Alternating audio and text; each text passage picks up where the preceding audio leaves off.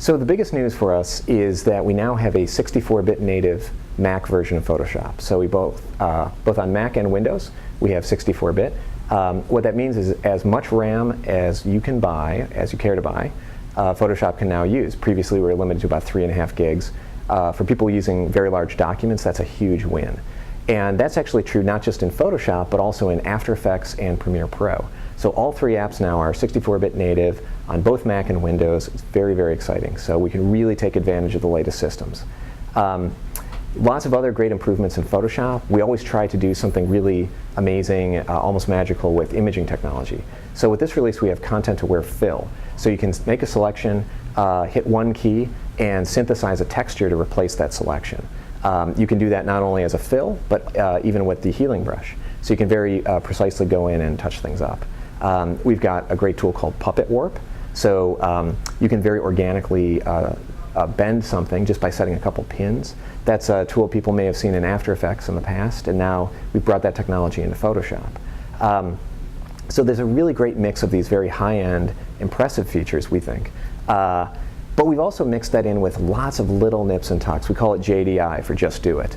It's actually something the After Effects team coined as a term.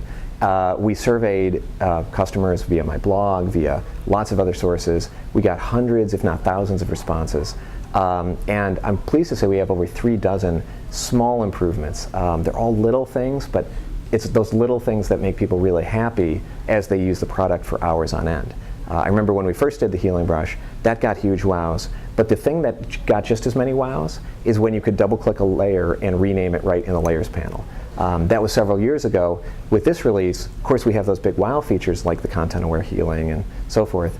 But we have 36 of those little features where people go, it's kind of like the mint on the pillow. So whether it's, you have an option not to have the word copy when you duplicate a layer. You can make your layer style settings sticky. So as you make a new layer style, you can start where you wanted. You can drag and drop files into Photoshop. You can straighten with one click. All those little things that just take the power that's there and make it a lot easier to get at. So we think it's a nice high-low mix. And I've seen some of the other teams doing that too. I've talked to the Illustrator folks. They've added a command called paste in place. That's been present in Flash and InDesign. They added that, so did Photoshop. So now we have that consistency across all the apps. Makes it much easier to copy something, move it to a new document, and paste it in those same coordinates. So there's a really nice mix of the flashy things as well as the pedestrian but very welcome changes.